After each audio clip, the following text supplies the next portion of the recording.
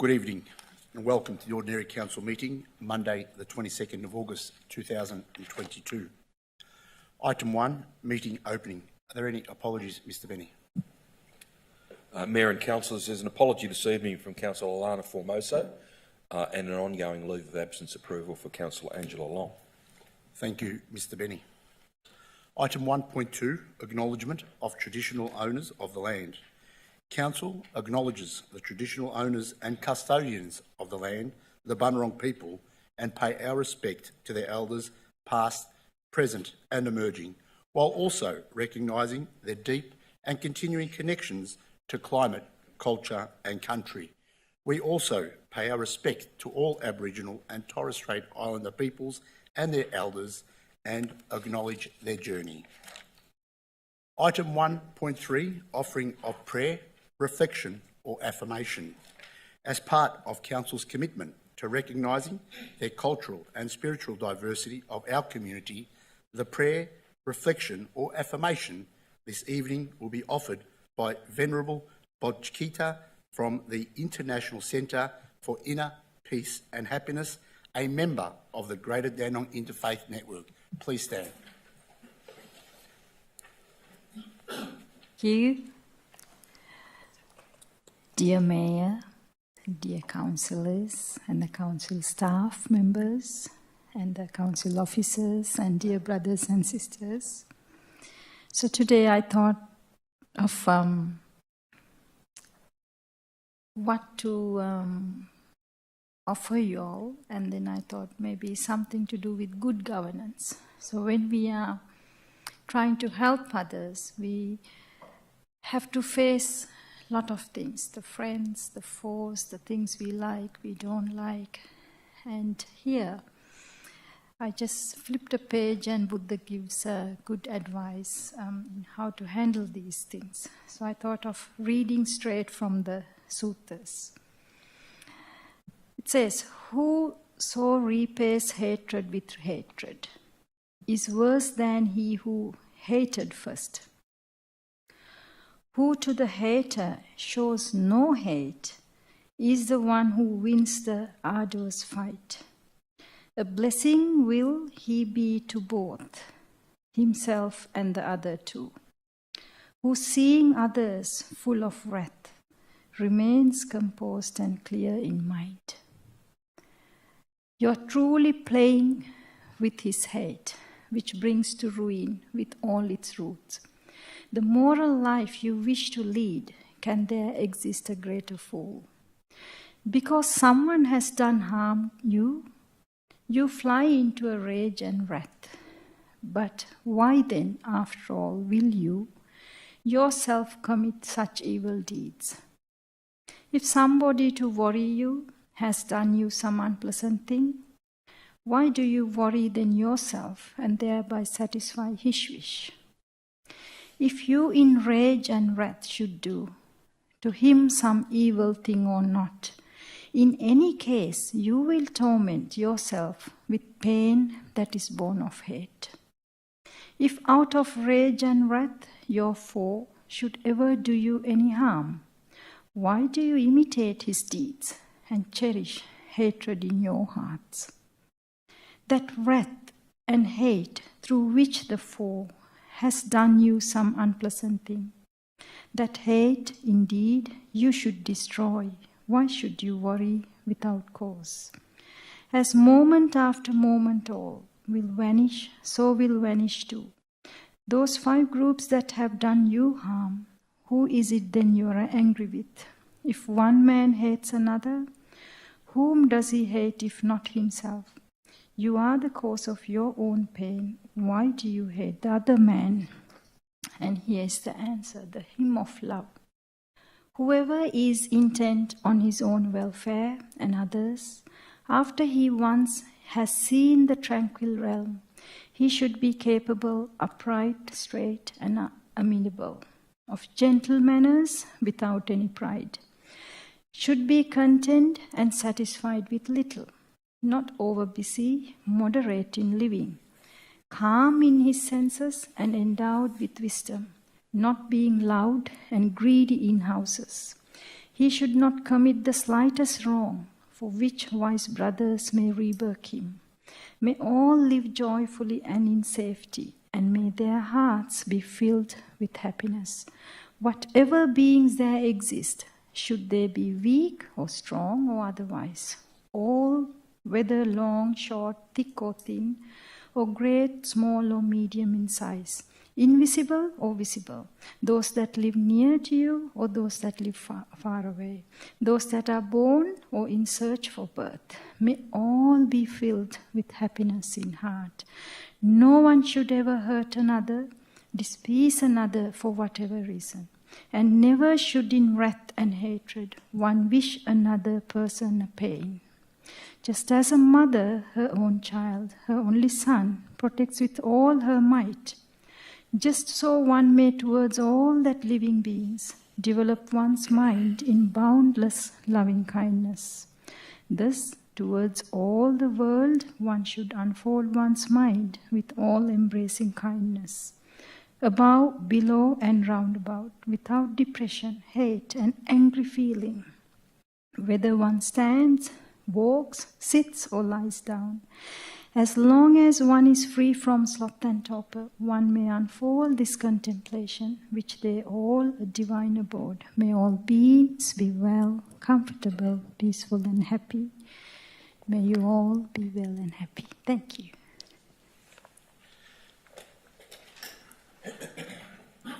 Thank you, Venerable. Item 1.4, confirmation of minutes of previous meeting of Council held on the 8th of August 2022. Move it, thanks. Moved by Councillor Sands, second by Councillor Milkovich. Are there any questions? Is there any opposition? There is no opposition. I declare the motion carried. Item 1.5, disclosures of interest. Mr. Benny. There are no disclosures this evening, Mr. Mayor. Thank you, Mr. Benny. 2, Officers' Reports, Part 1, 2.1, Documents for Sealing, 2.1.1, Documents for Sealing. Moved by Councillor Dark, second by Councillor Trong. Are there any questions? Is there any opposition? If there is no opposition, I declare the motion carried. 2.2, Documents for Tabling, 2.2.1, Petitions and Joint Letters. Moved by Councillor Garrard, second by Councillor Trong. Are there any questions? Is there any opposition? If there is no opposition, I declare the motion carried. 2.3, Statutory Planning Applications, 2.3.1, Planning Decisions issued by Planning Ministers Delegate, July 2022. Moved by Councillor Tan, second by Councillor Lim. Are there any questions? Is there any opposition? If there is no opposition, I declare the motion carried. Item 2.3.2, Planning Delegated Decisions issued July 2022. Moved by Councillor Garrard, second by Deputy Mayor Foster. Are there any questions? Is there any opposition? If there is no opposition, I declare the motion carried. Item 2.3.3, Town Planning Application number 117, Calvinside Road, Noble Park, Planning Application number PLN 21/0493. Moved by Councillor O'Reilly. Second by Councillor Milkovich. Are there any questions? Is there any opposition? If there is no opposition, I declare the motion carried. Councillor O'Reilly. Thank you, Mayor. Just like to acknowledge the objections received on this one. One objector was over 3 kilometres away. The second objector was next door in a unit of similar configuration. Their objections were noted in the planning report, including they were concerned about potential impact on a retaining wall. That has been taken into account and addressed in the planning report. This particular application is close to Corrigan Road on a site of around about 950 metres squared, and I think go through all the details of the planning report, but I believe it met the planning code. Thank you, Mayor. Thank you, Councillor O'Reilly. We move on to item 2.3.4, Town Planning Application number 19 Stud Road, Dandenong, application number PLN 21/0507. Moved by Councillor O'Reilly. Second by Councillor Milkovich. Are there any questions? Is there any opposition? If there is no opposition, I declare the motion carried.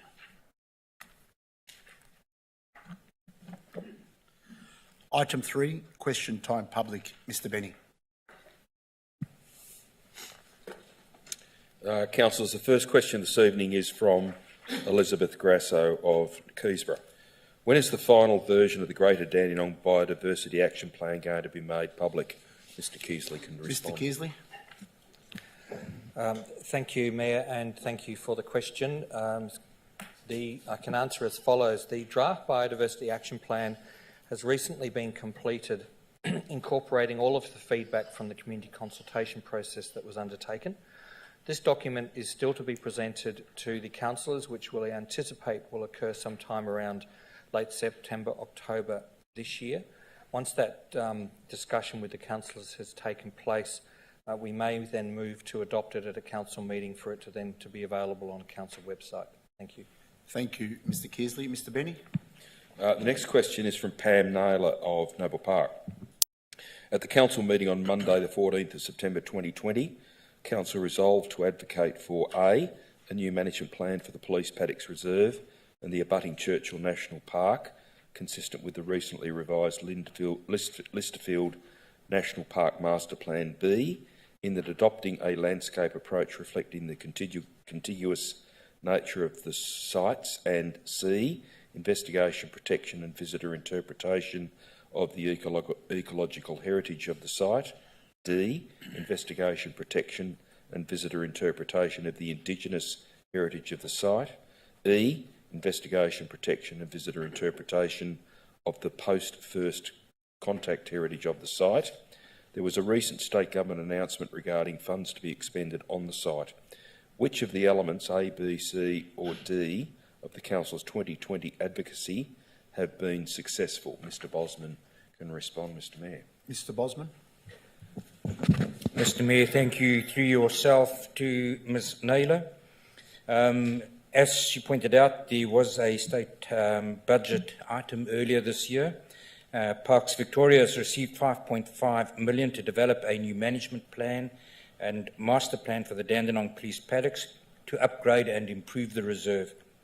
As per the Parks Victoria website, there's a link on the website, and in the minutes of this meeting, that link will be shown. Funding will also go towards early works to improve safety and accessibility of the park, and better signage, which highlights the historic and cultural story as well.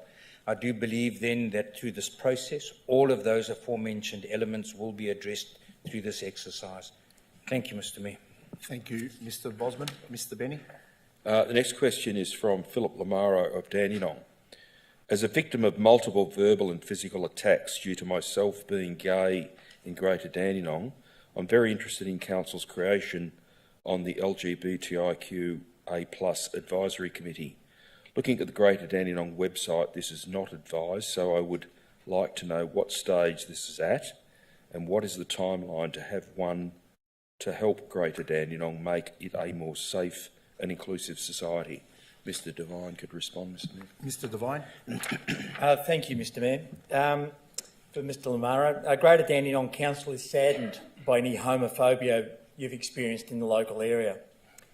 Council is continuing to work to promote inclusivity and awareness, which has included publishing an LGBTIQA+ inclusive statement, celebrating days of community significance such as Ida Hobbit Day and Wear It Purple Day, and participating at this year's Midsummer Pride March.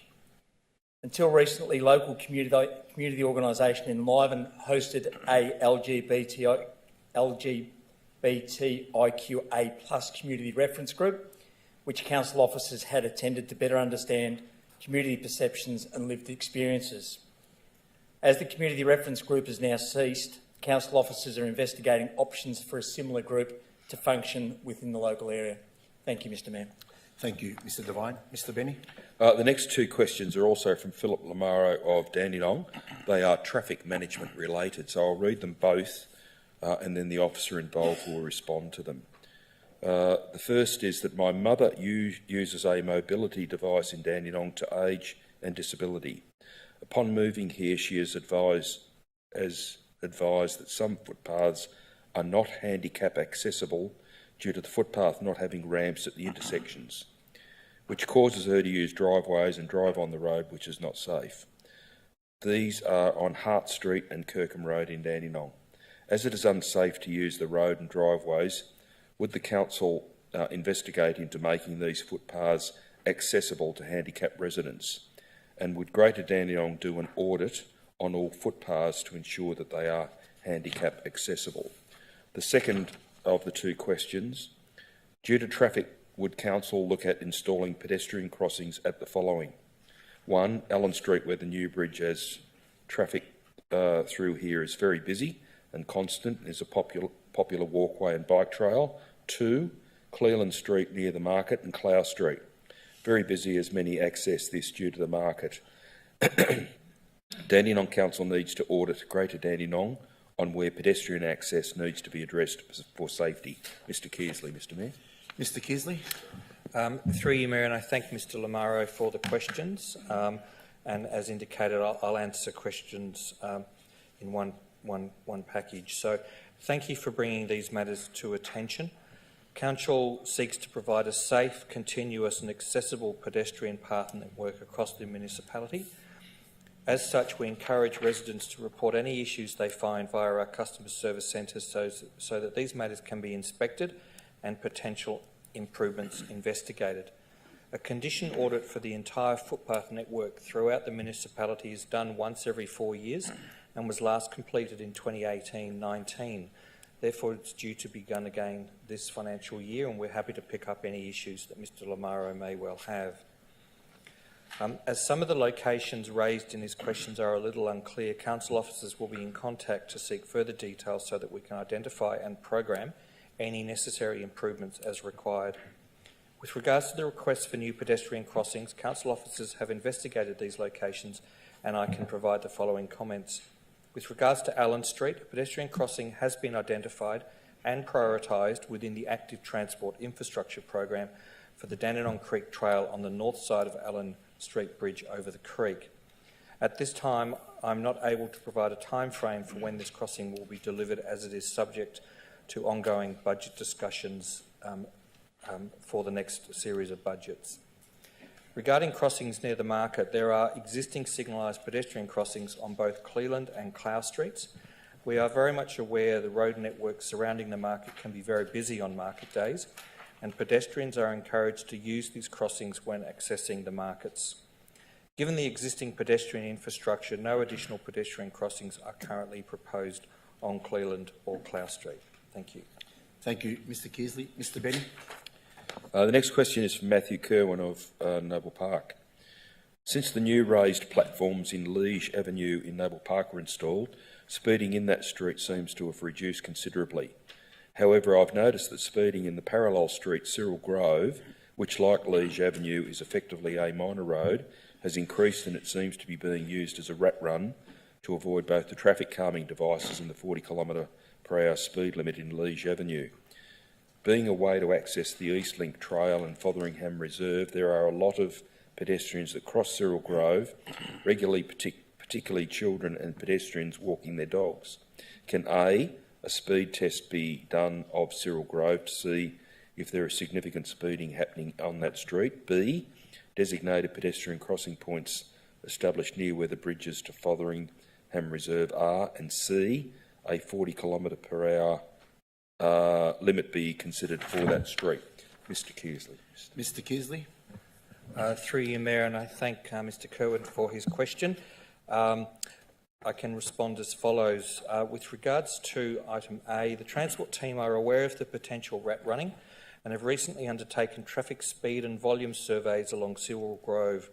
The outputs identified the majority of vehicles are travelling at reasonable speeds for the local context, with very few travelling at excessive speeds. This is typically for many local streets throughout the metropolitan area. With regards to question B, the Transport team have investigated the 2 crossing point locations near the bridge and agree additional pram crossings are required to connect with the Eastlink Trail. These works will be added to Council's Active Transport Infrastructure Priority Program for delivery when funding is available.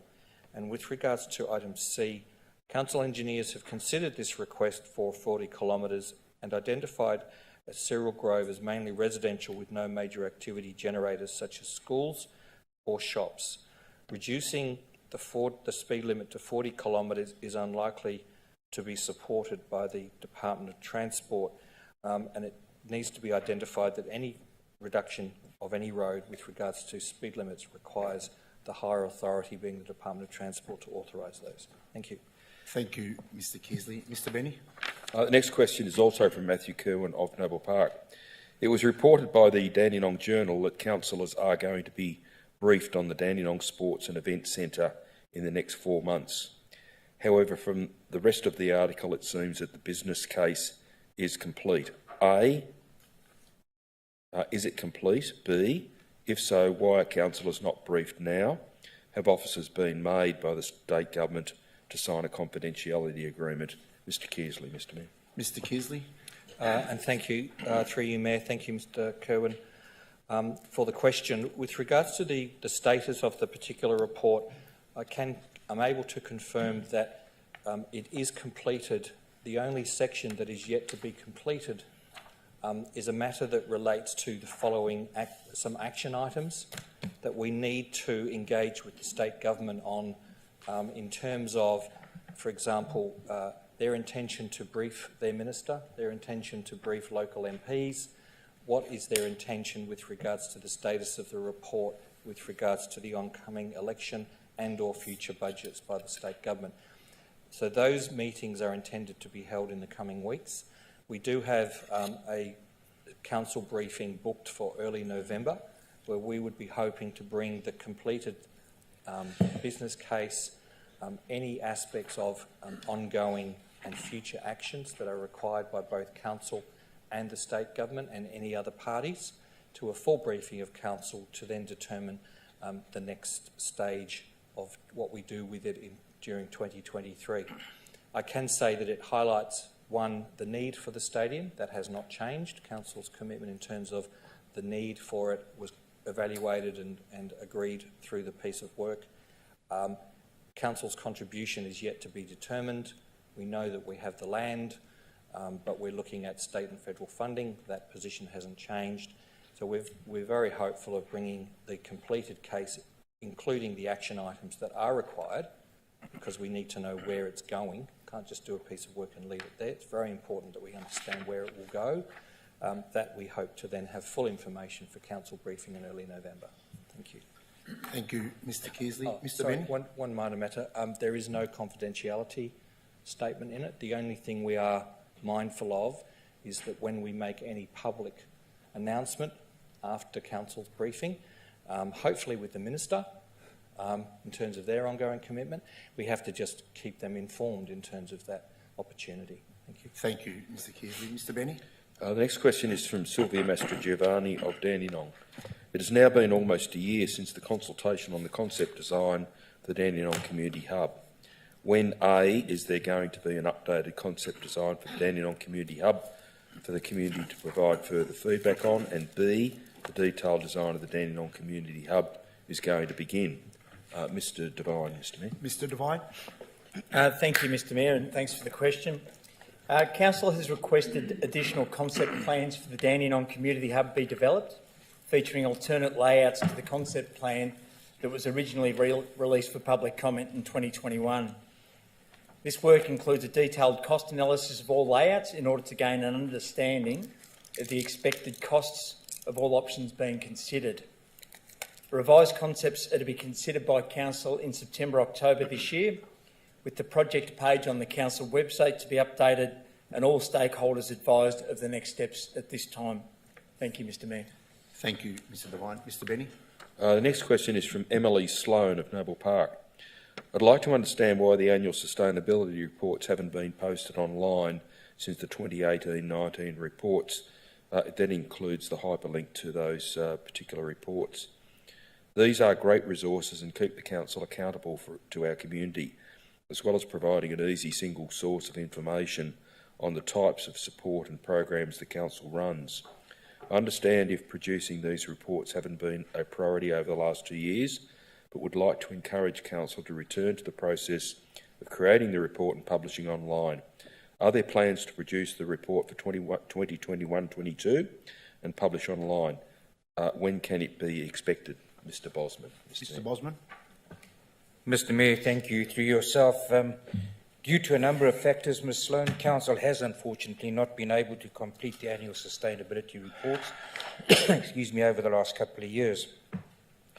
However, Council, I can assure you, the Council officers remain committed to producing these reports moving forward, and the annual sustainability report data is currently being collated as part of the Greater Dandenong Sustainability Strategy 5-year refresh, and this will be publicly available by the end of this calendar year. Thank you, Mr Mayor. Thank you, Mr Bosman. Mr Benny. The final question this evening is from Gay Guest of Kingsborough. Sadly for some impact members, the transition of SEL, South East Leisure, has not been smooth or transparent. And from a third-party source, some Oasis members have experienced the same feelings. The first disappointment has come from the lack of face-to-face communication and the lack of information to members. One NPAC membership has been made defunct, and anyone on that scheme now has to pay 4 times as much for double the time. Not one other membership category has been affected or changed. SEL are pushing largely for direct debits, digital logins, and not everyone is abreast of this nor has the capacity to access this. As SEL employed some Y staff, they know the members. However, they are not accessible and there has been a language barrier because of the accents. Members keep these centres functioning as they did when NPAC was closed for repairs. Monthly breakfasts are now organised, but these are scheduled for 2 months after SEL took over, and this delay has not helped quell the misinformation, no information. Emails have been the only communication, and even the active health day at Oasis had SEL staff all talking amongst themselves without an information table to discuss SEL programs and pricings or interacting with members. You just want to say we don't bite and they have to come out of their offices and meet and greet, as that is what customer service is all about. I hope the lack of communication face-to-face will improve sooner rather than later after the breakfast, because right now it has been null and void. Mr Devine, Mr Mayor. Mr Devine. Thank you, Mr Mayor. Councillors would be aware that South East Leisure commenced operations of the 4 major aquatic and leisure facilities on the 1st of July this year. Whilst the vast majority of members have transitioned without any disruption, South East Leisure has advised and are continuing to assist a small number of members who have experienced issues with their direct debit payments or changes to previous membership arrangements. South East Leisure are aware of these issues and have been contacting individuals impacted to work through solutions. South East Leisure are committed to delivering a high-quality customer experience and communication to members and guests in each of their facilities. Due to the large number of members across the South East Leisure managed leisure facilities, the most efficient method of communication is via email. In regards to member breakfasts, these will soon transition to monthly events to provide regular opportunities for engagement and social interaction with members. I understand that South East Leisure have been in direct contact with a number of the members that are aggrieved, and I encourage other members or guests to reach out to South East Leisure staff to discuss concerns or, as importantly, opportunities. Thank you, Mr Mayor. Thank you, Mr Devine. Mr Benny. Mr Mayor, that concludes the questions, but there were 2 public questions that were taken on notice at the last meeting, one from Mr Earl Misso and one from Ms Gay Guest. Both questions have been answered and are tabled with the minutes this evening. Thank you, Mr Benny. Move on to item 4, Officers' Reports, Part 2, 4.1, Contracts, 4.1.1, Contract number 2122.45, CCTV, Inspection and Clearing of Storm Water Drainage Pipes and Pits. Moved by Councillor Garrard, second by Councillor Lim. Are there any questions? Is there any opposition? If there is no opposition, I declare the motion carried. Item 4.1.2, Contract number 2122.43, Cleansing of Stained Footpaths. Moved by Councillor Dark, second by Councillor Garrard. Are there any questions? Is there any opposition? If there is no opposition, I declare the motion carried. 4.2, Policy and Strategy. 4.2.1, Council Performance Report, End of Year 2021-22. Moved by Councillor Garrard, second by Councillor Lim. Are there any questions? Is there any opposition? If there is no opposition, I declare the motion carried. Item 4.3, Other. 4.3.1, Draft Minutes of Disability Advisory Committee meeting on the 4th of July 2022. Moved by Councillor Dark, second by Councillor Milkovich. Are there any questions? Is there any opposition? If there is no opposition, I declare the motion carried.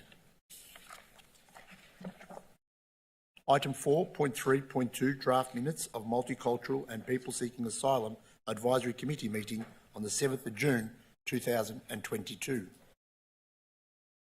Moved by Councillor Garrard, second by Deputy Mayor Foster. Are there any questions?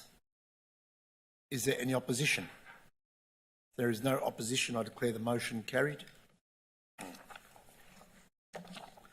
Item 4.3.3, Draft Minutes of Sustainability Advisory Committee meeting on the 7th of July 2021, 1st of September 2021, 10th of November 2021, 9th of March 2022 and 11th of May 2022. Moved by Councillor Garrard, second by Deputy Mayor Foster. Are there any questions? Is there any opposition? If there is no opposition, I declare the motion carried. Item 4.3.4, Greater Dandenong Table Tennis Centre Feasibility Study. Moved by Councillor O'Reilly, second by Councillor Lim. Are there any questions? Is there any opposition? Indicate opposition, Mayor.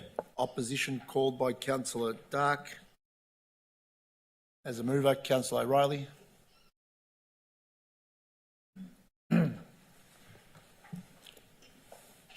Thank you, Mayor.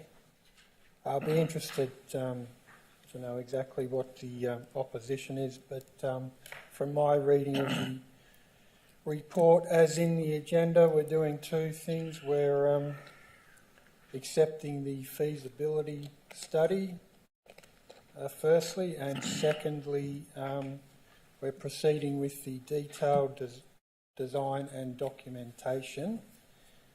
Through past experience, we know that we're much more likely to get funding for something like this, which is a regional facility from the Victorian and federal government. So I don't, if it comes up in debate, I don't think there's any dispute that this is a regional facility, number one. Number two, I don't think there's any dispute that council shouldn't be funding this through ratepayers' money 100%. But we know that we need to get things through to a more concrete, detailed design if we are going to attract other funding to it. And lastly, I'd just say this group has been extremely patient. They've been successful in what they've done.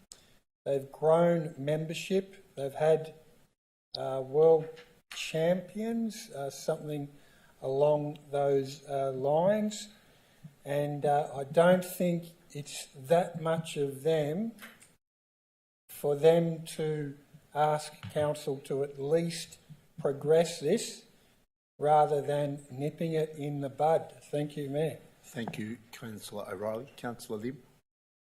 Thank you, Mayor. To me, we have to support this project because table tennis is very good sport that a lot of our residents in our city love this table tennis, and probably easy to come, and not just our city, probably from other municipalities to come join as well. Like Councillor O'Reilly said, we believe that state government going to provide us some fund for sure, because this is a very good sport, and also probably we can produce a world champion in the future as well. Thanks. Thank you, Councillor Lim. In opposition, Councillor Dark. Thank you, Mayor. Mayor, I rise to oppose this item because it is fundamentally bad policy, bad framework, and a very bad project. We are in an environment where we are substantially rate capped. We are in a position where the council does not have a whole lot of money. We saw in the end of financial year report that we've posted a very small surplus compared to our operating budget. We have some significantly large tenders going out from the Kingsborough South Community Hub to the Kitchener George Andrews Reserve, and these are costing a significant amount of money, which, given the rise of where the economy is sitting at the moment, the cost of construction, steel, concrete, we don't know where that's going to end up. And to have it be in a position where this council is then supposed to throw $440,000 at a project for hoping that eventually we'll have a report that then we'll be able to take and pray and beg that we'll be able to get some level of state government funding or federal government funding is just fairyland stuff. The state and federal governments deal with big road projects. Their addiction to spending money and putting this state and country into debt is drawn upon big projects, not drawn upon small level, small scale table tennis projects. The other reason why I have an issue with this project is we're talking about a cost and end use of $9.13 million is a projected price at the moment. For a table tennis centre, based upon the numbers from Table Tennis Victoria themselves, the majority of residents are not from our municipality. The majority of the residents come from the cities of Monash, the cities of Casey and the city of Cardinia.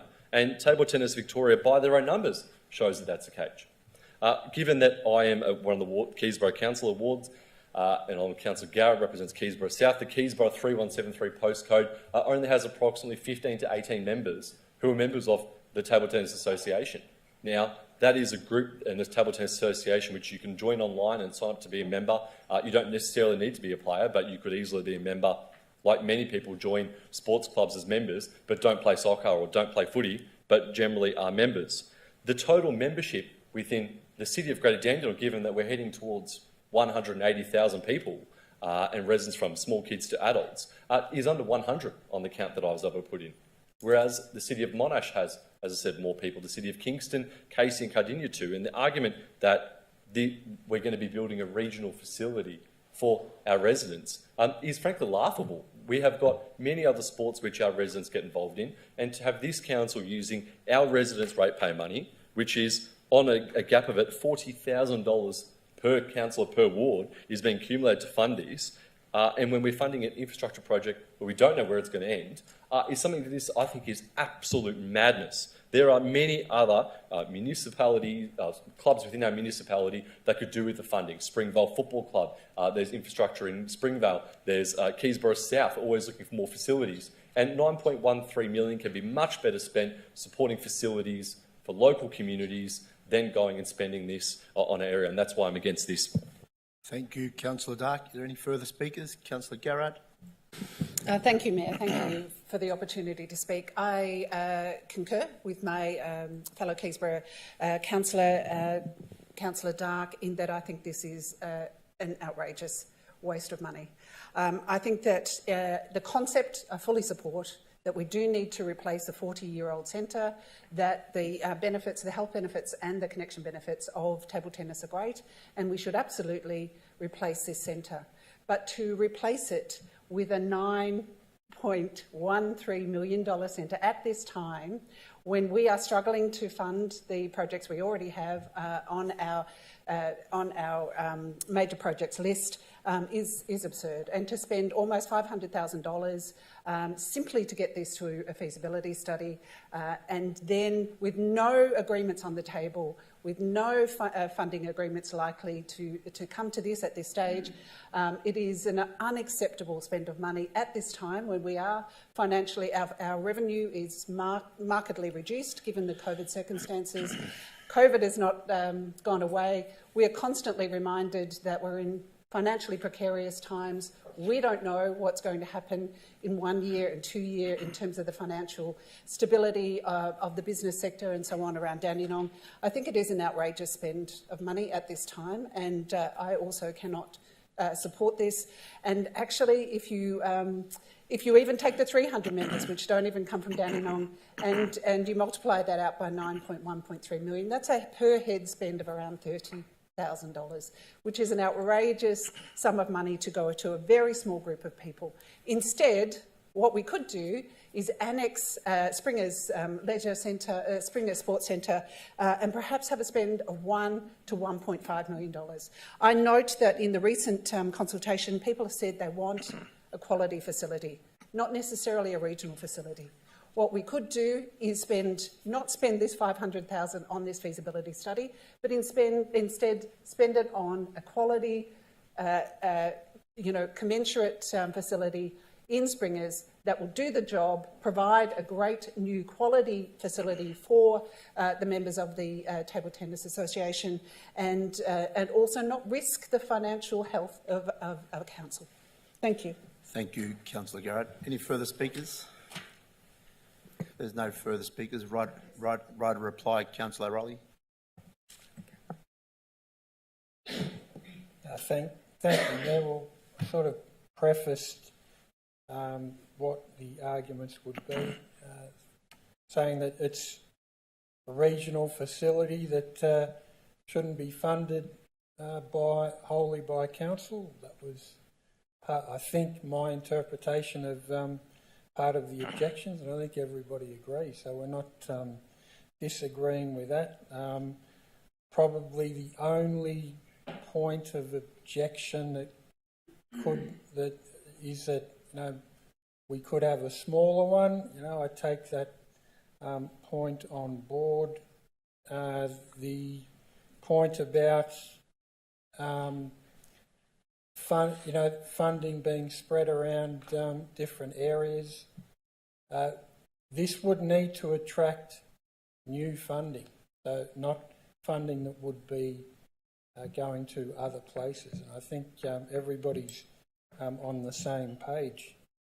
This group has been advocating for this for years, prior to council being as cash-strapped as we are, and prior to council making a whole lot of other spending decisions regarding a whole lot of other sports and activities that council is now committed to. If we're going to talk about per head spending, then let's run a ruler over the Dandenong basketball stadium.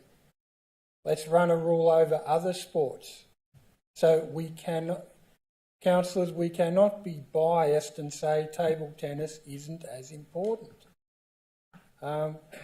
We need to give it a fair chance to attract the funding. If we vote against this, right, then the potential and possibility will not see the light of day. So in fairness to sports across the board, including table tennis, we need to continue this process and let's hope that in a few years we've got a magnificent regional centre that is funded not just from council rates, but something that the table tennis community and council can be proud of.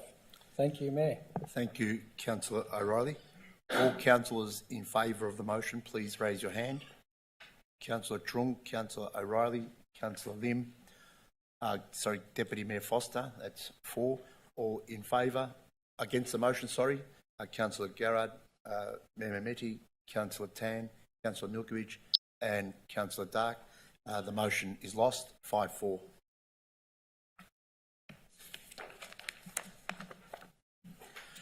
Councillors, will move on to item 4.3.5, CEO Employment and Remuneration Update. Moved by Councillor Dark. Second by Councillor Tan. Are there any questions? Is there any opposition? There is no opposition. I declare the motion carried. Item 4.3.6, report on matters discussed at councillor briefing sessions and pre-council meetings. Moved by Councillor Lim, second by Deputy Mayor Foster. Are there any questions? Is there any opposition? If there is no opposition, I declare the motion carried. 4.3.7, mandatory amendments to Council's governance rules. Moved by Councillor Dark, second by Councillor Garrard. Are there any questions? Councillor Dark. Thank you, Mayor. For the benefit of those who are watching from home and watching via the gallery, can the relevant officer please give an update to the mandatory amendments to Council's government rules?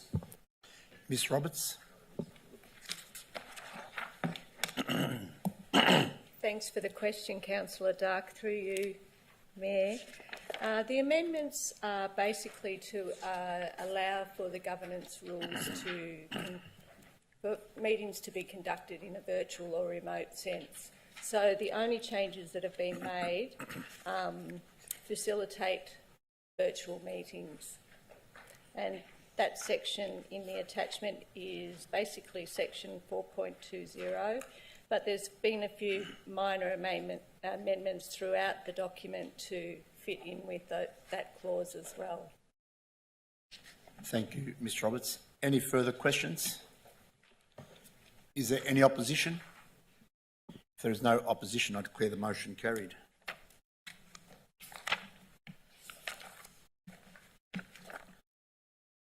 Item 4.3.8, list of registered correspondence to the Mayor and Councillors. Moved by Councillor Garrard, second by Councillor Trong. Are there any questions? Is there any opposition? If there is no opposition, I declare the motion carried. Item 5, notices of motion. There are none. Item 6, reports from councillors, delegated members and councillors' questions. Councillor Dark.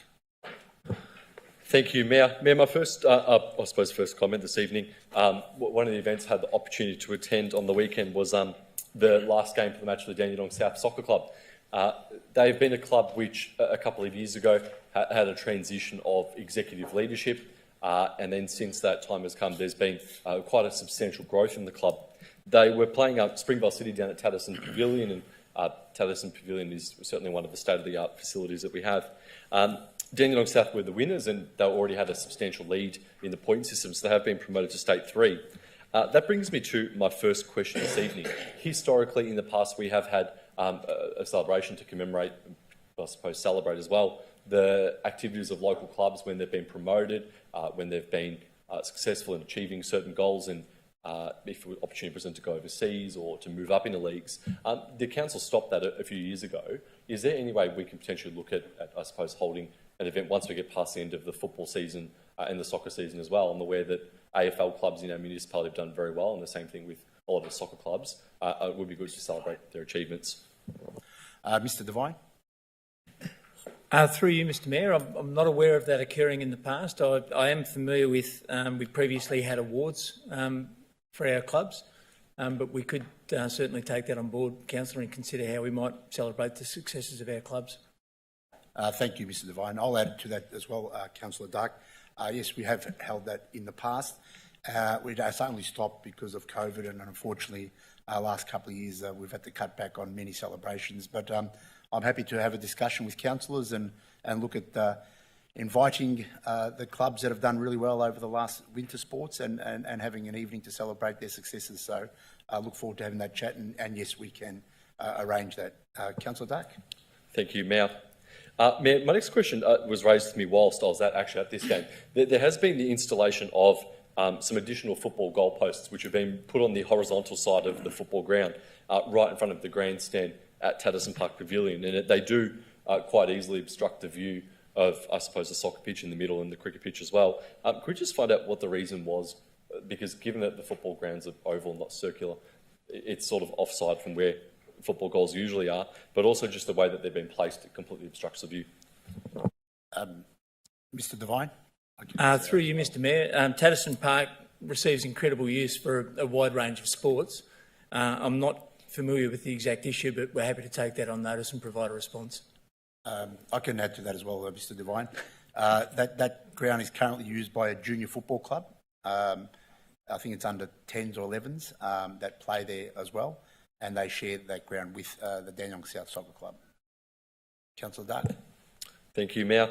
Mayor, my next question, I've received an email and a phone call from Ms Morrill from Kingsborough to do with Serpentine Road, Kingsborough, and the provision of an extra school crossing person. With the growth that has been occurring at the school and parents that have been driving quite erratically and dangerously, Ms Morrill has raised substantial concerns that there may be a very near miss and in the very near future of kids that are crossing school. I did send forward the email onto the department, the relevant officer, to find out where we're up to. But if we could please get an update of, one, I suppose, how the review is going, and two, how the review is undertaken and when we're expecting a response. Mr Bosman. Mr Mayor, thank you through yourself, Councillor Dark. I am aware of the particular petition request by the resident. We are looking into it, and I think we've already made contact with the particular resident. Once that process is complete, we'll come back to the resident and then keep yourself informed as to the outcome. Thank you, Mr Bosman. Councillor Dark. Thank you, Mayor. Mayor, my next question, I received some correspondence today from Ms Henson from Kingsborough, inside the Kingsborough South Ward actually. She lives on Bend Road at the end, and there's a substantial amount of industrial development going on at the back, and I know in the past council has had the similar thing with the Summerfield estate and the back of a factory that was painted bright red from memory. There has been some questions about, given the height of how high this factory has been installed, about what options are available in terms of being able to block out or do some additional plantings, such in the future that is being, supposed views being blocked out. Apparently from where the heat is, there is quite a lot of reflecting light coming off the colour-bomb panels as well. So if we could have a look at that and contact Ms Henson, that would be great. Mr Bosman. Mr Mayor, thank you through yourself again, Councillor Dark. I can advise the industrial area that you're talking about has been part of our planning scheme for probably the last 15 years, so it's nothing new. There is a 30-metre buffer between the residential and the industrial areas or the zones at that point. A lot of mature planting is already in place. As properties are developed, more planting goes in as part of the development. Wall heights within the development and setbacks from the boundaries are all part of the considerations. So there are a number of ways that we try to ameliorate the impact, minimise the impact between the two. But I'm quite happy to have a conversation with Ms Hanson to answer the questions that she might have and explain the process of how these are assessed. So I think you have sent me the details, and I'll keep you in the loop as we go through that process. Thank you, Mr Bosman. Councillor Dark. Thank you, Mayor. Mayor, I received an email from Mr Jamieson, along with yourself. You received an email as well about Northgate Drive. Now, this was a road which I had been an advocate to get repaved and re-asphalted, and since the Kimura development, there's been a breakdown in terms of the quality of the road, given the amount of trucks and infrastructure that's travelling on it at the moment. I did a drive-by on Sunday and went down Northgate Drive, and it's clearly evident where there has been a lot of heavy vehicles, I suppose, travelling up and down the road, and the road has begun, I believe the term is crocodile scaling or tearing or cracking, which is when the road starts to disintegrate quite quickly, and I'm lucky enough that we have engineers in this council. And so if we could please have a look at that, given the road is only relatively new, how quickly it's disintegrating, what is going on with that? Mr Kearsley. Through you, Mayor. Thank you, Councillor. That issue does ring a bell. We may have looked at another section where we've had significant truck traffic or vehicle traffic, so we can certainly add that one and go out and have a look and then seek some action on how we can remediate the particular road surface. Thank you. Thank you, Mr Kearsley. Councillor Dark. Thank you, Mayor. Mayor, I had another, actually an email and a phone call from Mr Alesevich from Annabelle Boulevard in Kingsborough. He backs onto Chandler Road in the new part of the development, and along the back of his fence are some old, I want to say they're river red gums, but they look half dead, and they've actually been moving quite heavily in the wind as well, and there's concerns that the branches may fall down and potentially injure somebody or fall into a property. If we could please have, I'll pass on the desk, we could please have our arborist have a look at that and also just have a conversation with the residents as well. They're just concerned about where the tree branch is coming. Mr Kearsley. Thank you. Through Mayor, Councillor, yes, we'll definitely go and send our arborist out to have a look at that. Thank you, Mr Kearsley. Councillor Dark. Thank you, Mayor. For my final question this evening, on the 1st of August, I had a phone call from Mr Shane Meecoms from the Kingsborough ward. He lives in my ward and with his partner, and he was unfortunately the victim of a dog attack, and unfortunately as well, in that same weekend, his mother-in-law was the victim of a worse dog attack in the Naval Park North ward as well. On the 2nd of August, I forwarded the email at 8:27 a.m. I checked my emails, and Mr Meecoms, 20 days later, has still not heard a single thing from council. Given that we're now 20 days later, he's corresponded with me to find out whether I actually just deleted his email and didn't take it seriously or anything like that, after I did forward and did have a reply that things would be taken care of. I just want to find out, given it's 20 days later, what, I suppose, one, the delay is, and two, when this council is intending on getting back in touch with Mr Meecoms, given the severity of the dog attack. Mr Bosman. Mr Mayor, thank you through yourself, Councillor. I believe that there is action at the moment. Before I can answer as to what that action is, I think let me go in and get those details. I'll come back to you and other councillors with a response. But I don't believe that we've been silent for the 20 days. I do believe that there has been some action. Let me follow up. Let me come back to councillors with that information. Thank you, Mr Bosman. Councillor Dark. Thank you, Mayor. No further questions. Thank you. Councillor Milkovich. Thank you, Mayor. A couple of questions from me tonight. Could I please get an update from the relevant officer regarding the investigation and a possible outcome or even possible date of installation for additional street lighting at Carlton Road, Dandenong North shops, little shopping strip, I think it's 137. There was a lux test done and it was determined that it wasn't bright enough. Is there any movement in regards to that? Thank you. Mr Kearsley. Through you, Mayor. Thank you, Councillor. I'll have to take that one on notice. The usual time delay relates to involvement from United Energy in terms of once we do the Lux assessment, we determine that it doesn't meet the Lux requirements. We then put in a request in for United Energy to go and install what they should install. So I'll certainly find out where that sits with that process. Thank you, Mr Kearsley. Councillor Thank you, Mr Kearsley. Thank you, Mayor.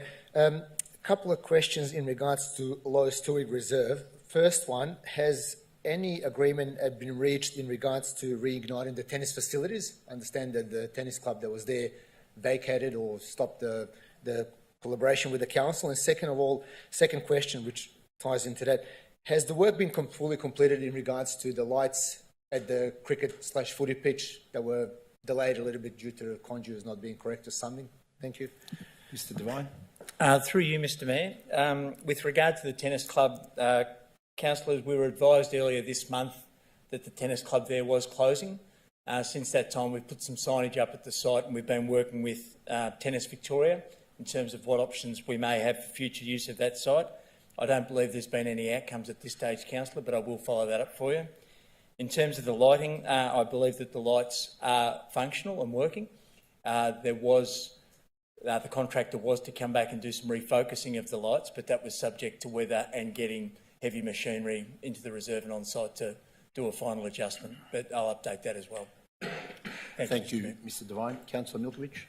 Thank you, Mayor. Also, could I get an update on the actual start of the work for Brady Road toilets, which was, I think, scheduled early on? Is there any date where we can expect the works to start, please? Mr Kearsley. Thank you, Mayor. Councillor. From my understanding, that works is close, so I can certainly then provide an update and perhaps a planned location, some information for you. Thank you, Mr Keasley. Councillor Milkovich. Thank you, Mayor.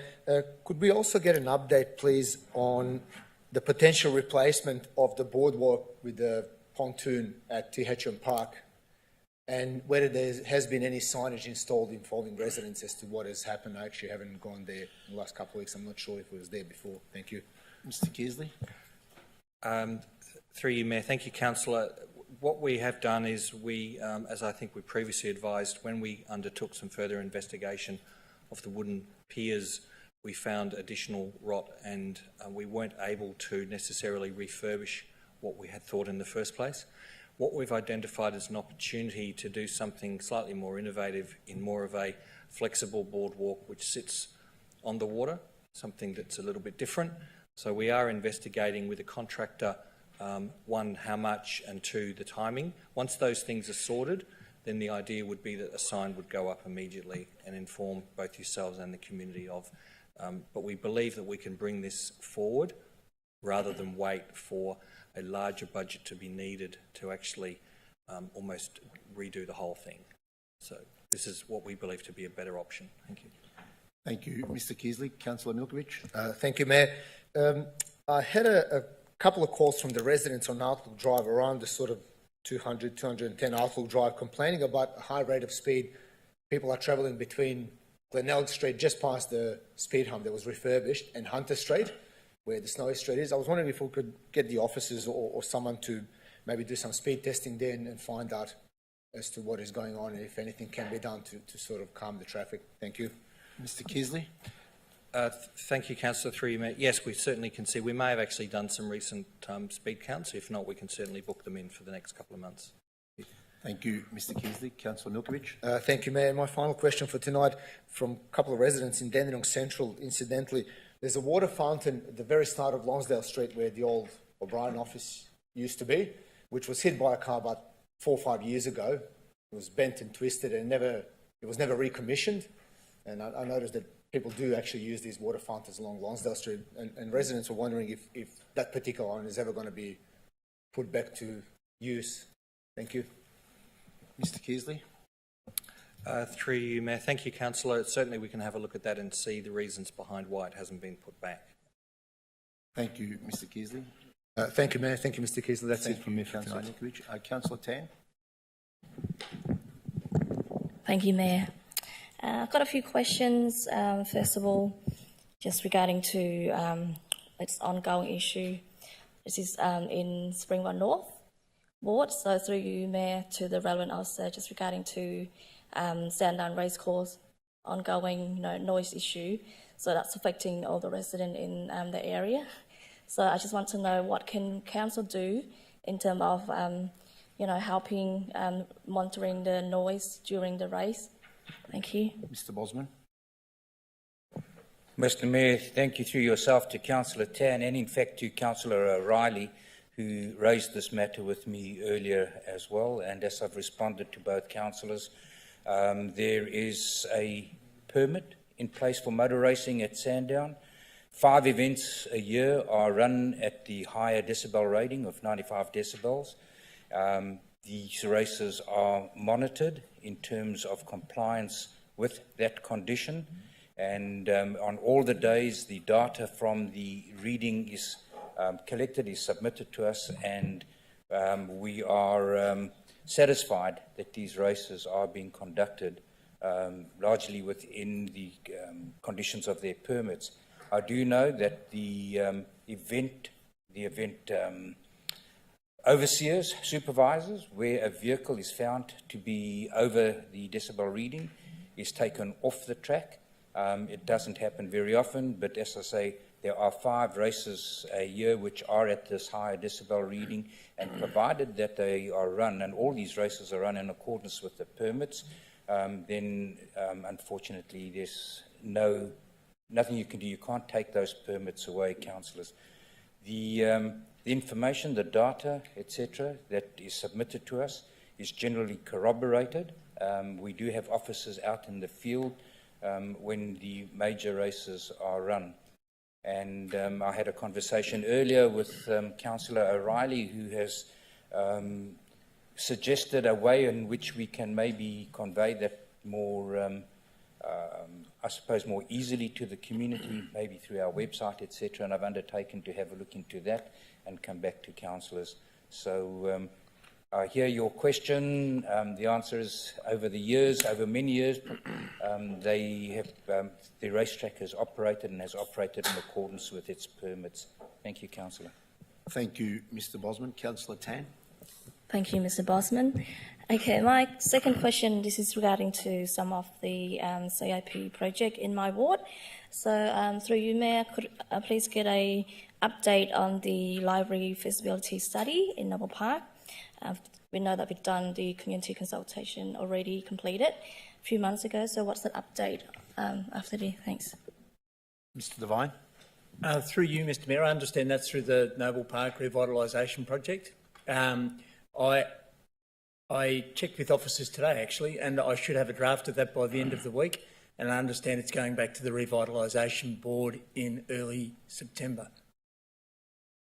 Thank you, Mr Devine. Councillor Tan. Thank you. And last question, just regarding to Leonard Avenue and Buckley Street, streetscape. So what's the progress on this project? Thank you.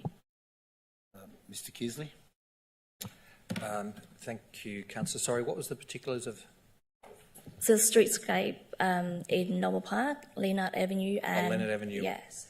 My understanding is that one we'll be putting in for a funding opportunity through to the board in order to undertake some further design work with regards to that particular project. So I hope to be able to bring that information to council or to yourself prior to the board meeting, which, as Mr Devine has referred to, it's I think in the beginning of September. Thank you, Mr Kearsley. Councillor Tan. That's all. Thank you. Thank you, Councillor Tan. Councillor Lim. Thank you, Mayor.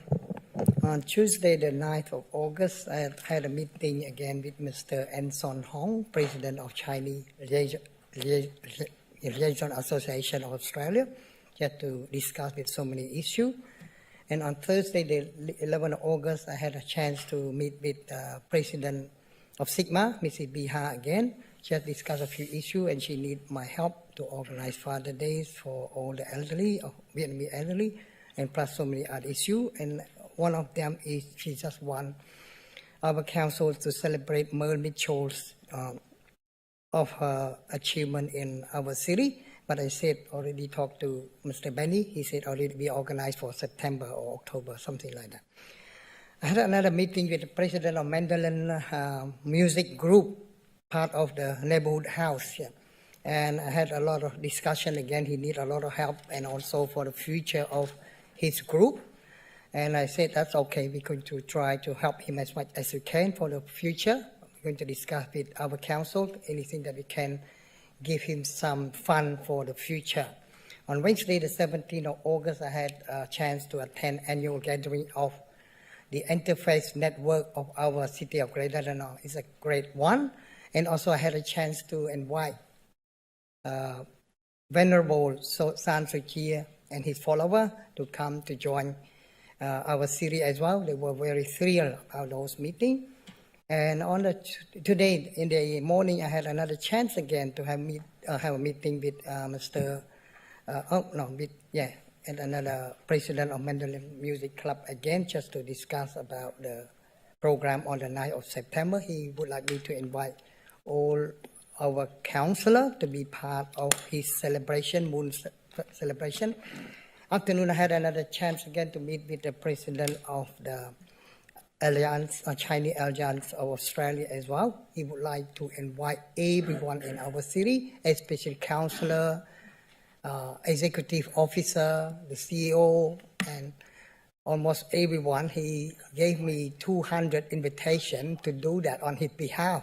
Actually, his intention, not that, the first intention was 1,000 guests in our city, this is our town hall. The table of 10 can't fit 1,000 people. At the end, we dropped to 600 only. Now he want me to invite 200 community leaders, especially our director, councillor, CEO, whatever, to be part of his celebration.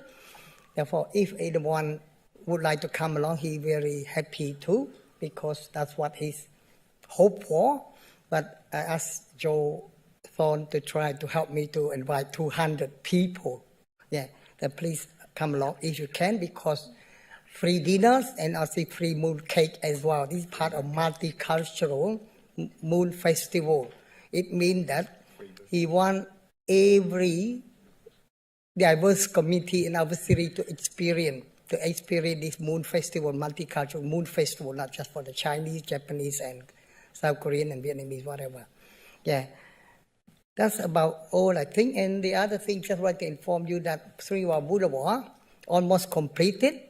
For me, I'm very excited, honestly. But even though we had a few criticism, I don't mind that sort of thing. It looked like the countryside. I agree with that because all our native plants, I don't mind. And actually, the last 2 weeks, I went to visit that boulevard 3 to 4 times. I found a lot of people, they asked me also a question, but majority happy with, but only small percentage not happy with, even on social media, 1 or 2 social media. But I thank you to, Mr. Keasley, Mr. Benny, and also Kevin Van Boxtelson put a lot of work and effort. It's good, but my feedback is if you don't mind to add some more flower, especially seasonal flower, to make it more lively and bright color to attract more visitors. At the moment, you look like country road for sure. I understand that, but very good. A truck driver passed by and he came to me, wow, that's lovely. Used to be very congested around there, but now he has so much space. He carried the trailer as well, but he's so happy with that sort of thing. And otherwise, it's good. I pass by a lot of people, visitors come, say hello. Every time I went to visit that Springwell Boulevard, they love that sort of street. But the only thing I think of is add some more. And thank for the marker as well, Mr. Matt McNally. He's worked very hard, and he came to see me every Thursday. Last Thursday, he came again. I complained to him a few things that I wasn't happy with. Then I'm going to talk to maybe Mr. Keasley later on, whatever I'm happy with. And he said he's going to raise that issue to his director or his manager, try to fix those sort of problems. Thank you for that. Thank you, Councillor Lim. Councillor Garrett. Thank you, Mayor. And firstly, can we say welcome back from your travels overseas. Good to see you back, and we appreciate that you're fighting through jet lag for us. We will poke you if you fall asleep. My first question tonight is related to the Kingsborough Hub tender process and the commencement of work. Can we please be updated? Mr. Keasley. Thank you, Councillor, and through you, Mayor. Well, the tender closes tomorrow. There may well be some teeth gnashing and some concerns depending on the nature of what is put in as a price. I would be very hopeful that the evaluation panel, which comprises of a number of internal staff at senior levels, would be able to at least undertake an initial review and assessment within a couple of weeks.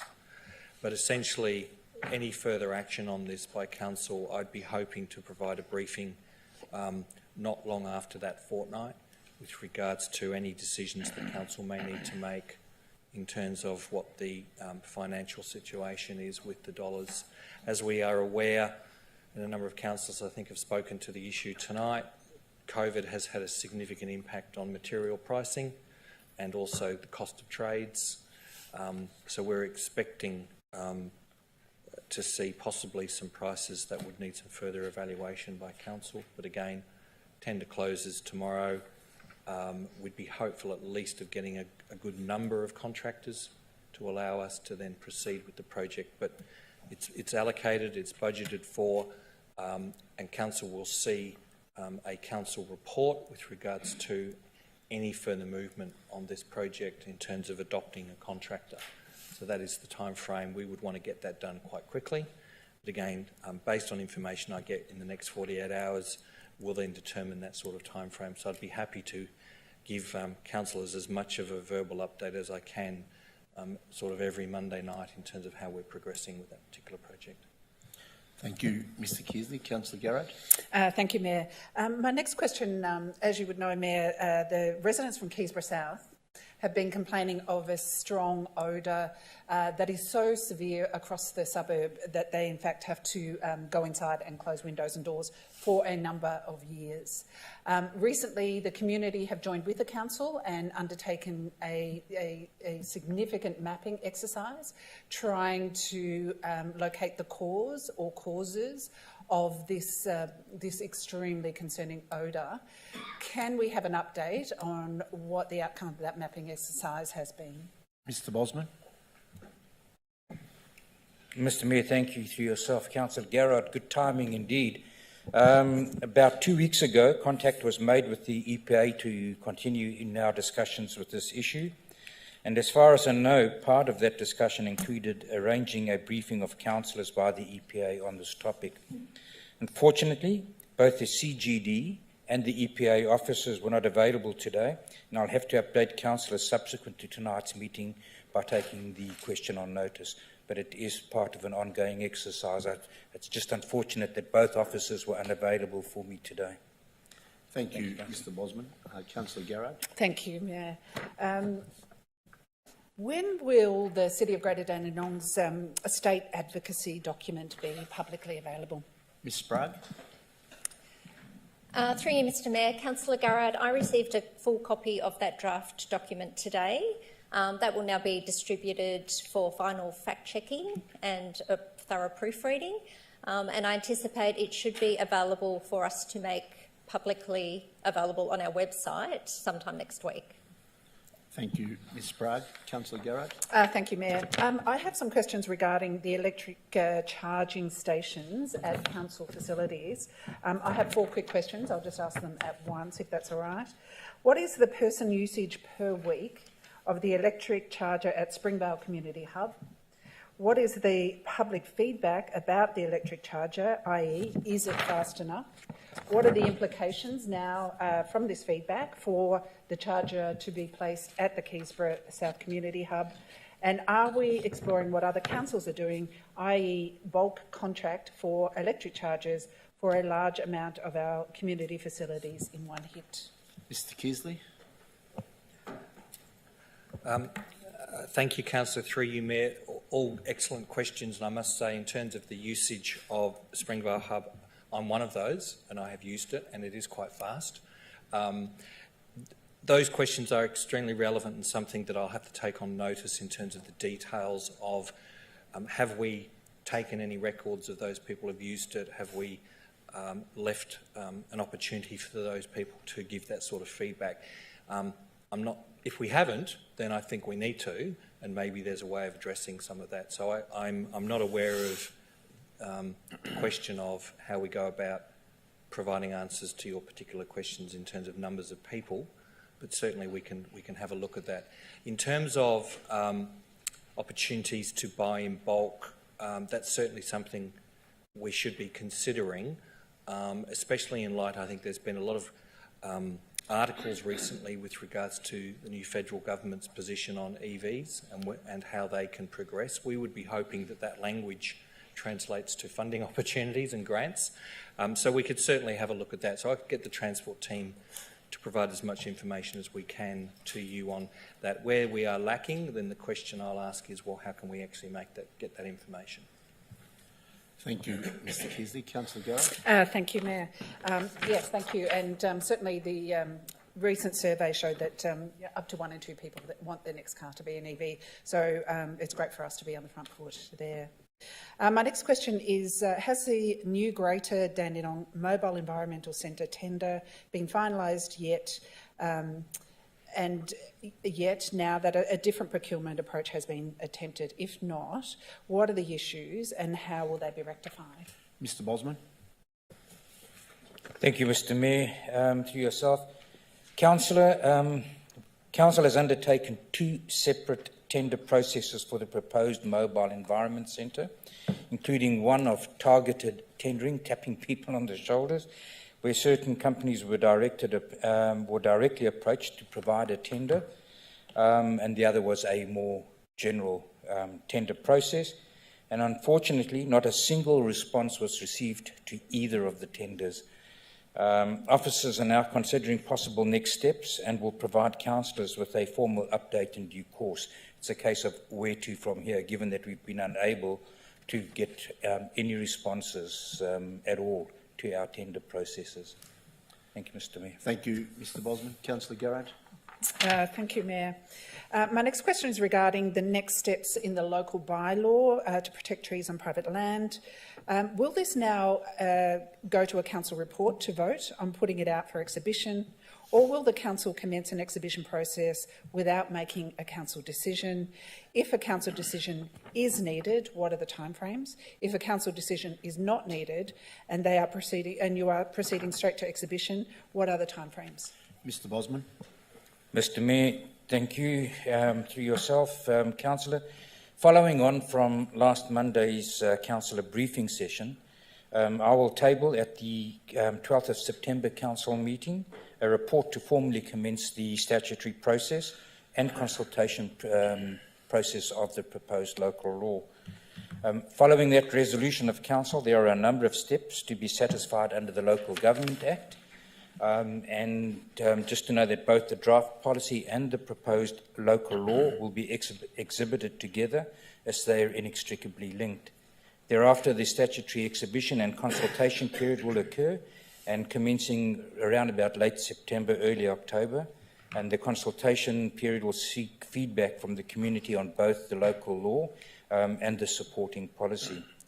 Submissions will then be reviewed, and it is intended that an office report will come back to council to be tabled in late 2022 or early 2023 to formally adopt the local law and supporting policy, if that is the recommendation. Thank you, Mr. Mayor. Thank you, Mr. Bosman. Councillor Garrett. Thank you, Mayor. My final question. Last meeting I asked about the Greater Dandenong Climate Emergency Community Mobilisation Plan, and I was told there would be a community consultation in September or October this year. However, some of this is not clear. Will the general public be consulted, and if so, how will this be promoted? In particular, what is the social media plan to consult with youth? Mr. Bosman. Mr. Mayor, thank you. Through you, Councillor. As previously advised at recent council meeting, officers are now actively working on the development of the Climate Emergency Mobilisation Plan. As part of this, the detailed approach to consultation is currently being finalised. We're getting pretty close to that, and it is envisaged that this will include consultation with the general public.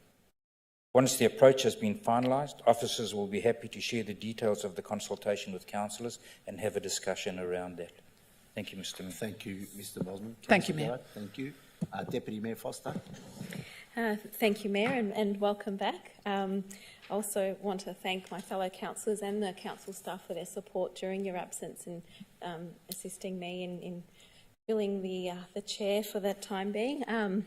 But also in your absence, they've been busy. And I guess in the past couple of weeks, I've attended, well, on the Wednesday, the 10th of August, it was another coffee with a cop and a councillor pop-up at Tamo, just up the road, which was lovely to see some, not just the locals, but people who work in the area and get their opinion on how they feel about Dandenong and beyond. So I think it's a great initiative, and I look forward to some further coffee with a cop and a councillor. It's a mouthful. Wednesday, 17th of August, I attended with Councillor Lim the annual gathering of the Interfaith Network and was presented with the common statement. So I think it's a fantastic opportunity to meet with our local faith and spiritual leaders in the one room, and I believe it's been about 3 or 4 years since we've been able to do that. So again, it was a great event. And that same evening, the Citizenship Ceremony with 198 citizens, and was helped out by Councillor Milkovich, so thank you for attending that and handing out some of the pins and the flags. But again, another great experience to be able to officiate the Citizenship Ceremony and the smiles on people's faces as they receive their certificate. Thursday, the 18th of August, I attended the Culture, Safety and Your Place mini bus tour in central Dandenong and Dandenong West. It's an interesting experience. Unfortunately, because of the weather, there weren't any residents, so it was a tour just for me, pretty much. But it was quite informative. We had one of the council staff here giving the history of Dandenong. I do recommend councillors attend this, and also definitely our wider community as well. But also some, I guess, updates on the safety and what local police are doing to, I guess, ensure safety in the area. So I give Victoria Police some credit for keeping an eye out and ensuring that our community is well looked after. And I also attended on the Friday the 19th of August, Afghanistan's Independence Day, which was hosted by the Afghan Australian Philanthropic Association. Obviously, this was filled with mixed feelings, given only a year on since Taliban has taken rule of Afghanistan. So it was a bit of a bittersweet ceremony for the Afghan community. You sort of celebrate your independence, but then feel that you no longer have that. So, and feel for the young women in particular in Afghanistan who are unable to receive an education. So it's quite concerning. But I also note that the same week, on the 14th of August, Pakistan had their Independence Day, and India, my mother's birth country, they had their Independence Day on the 15th of August. So just a question without notice.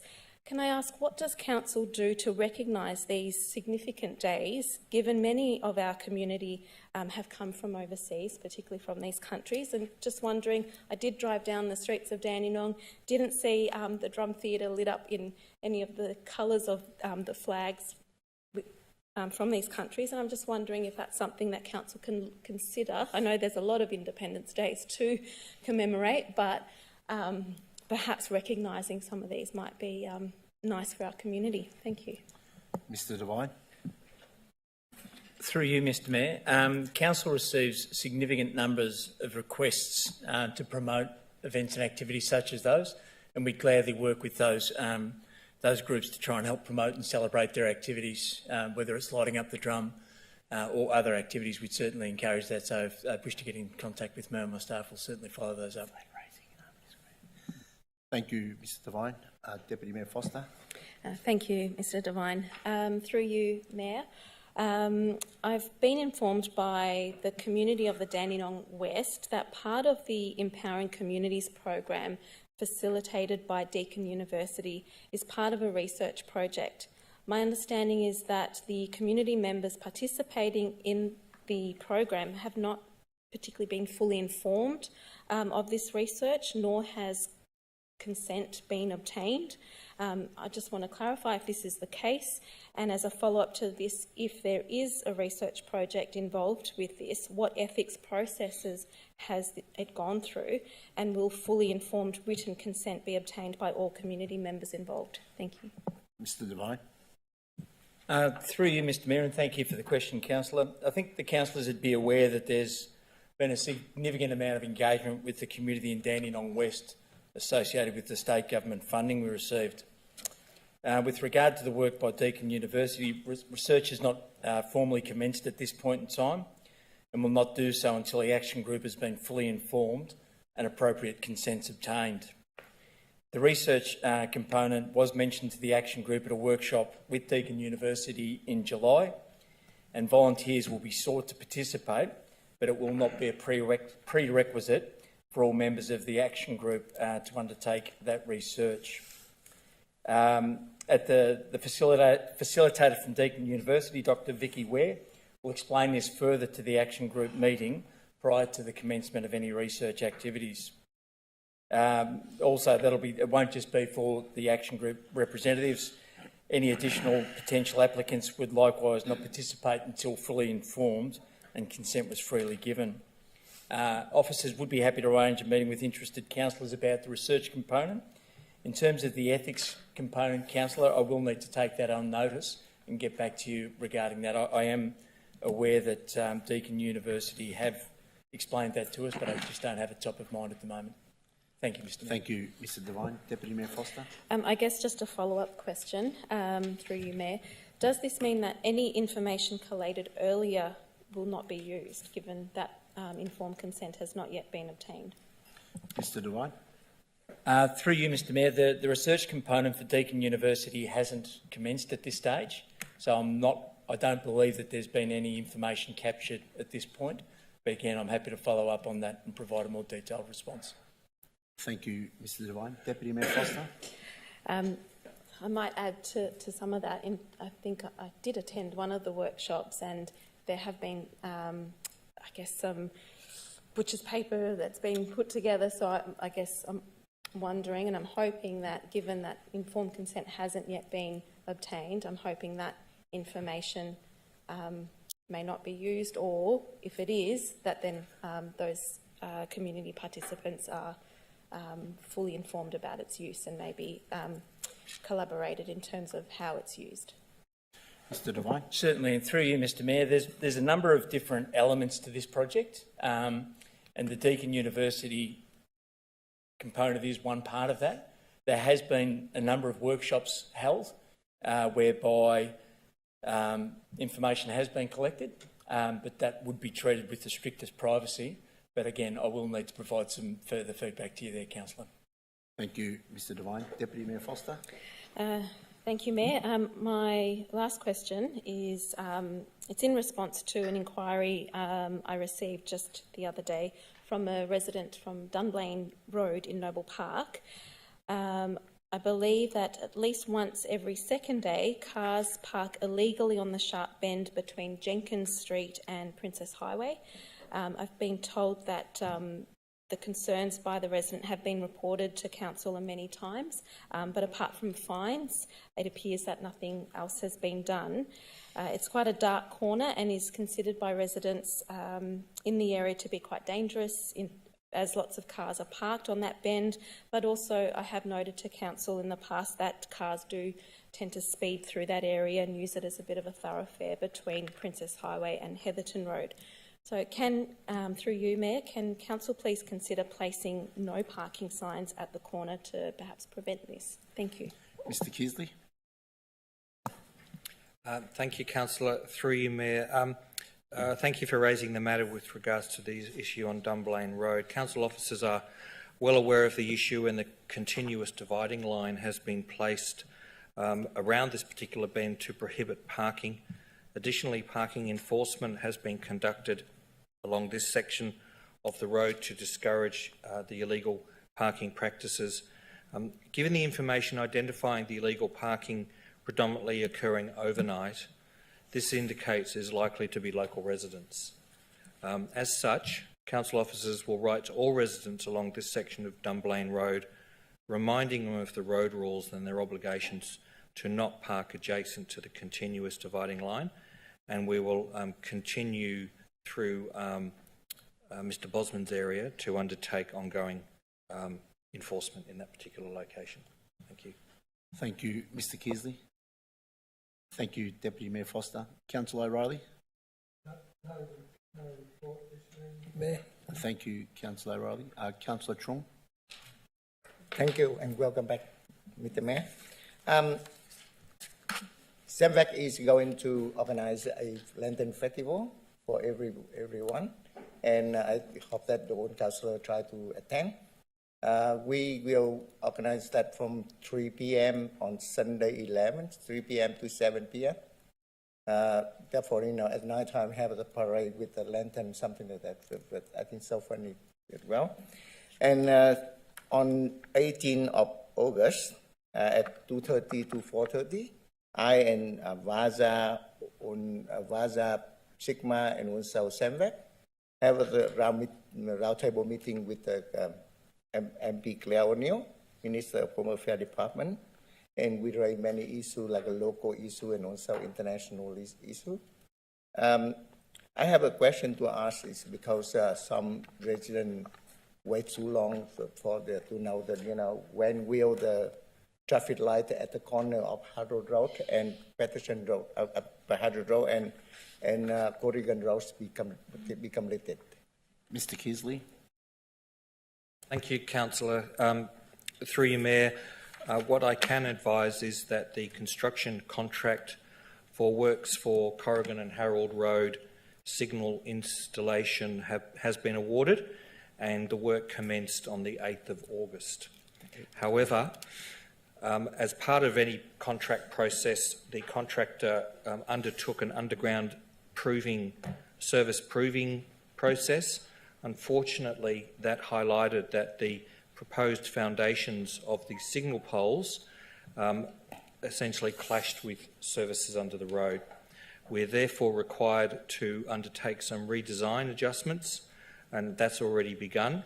I hope to be able to update you and Council on the completion of this redesign in the next couple of weeks. Once that redesign is done, the contractor that we've appointed will then undertake those works.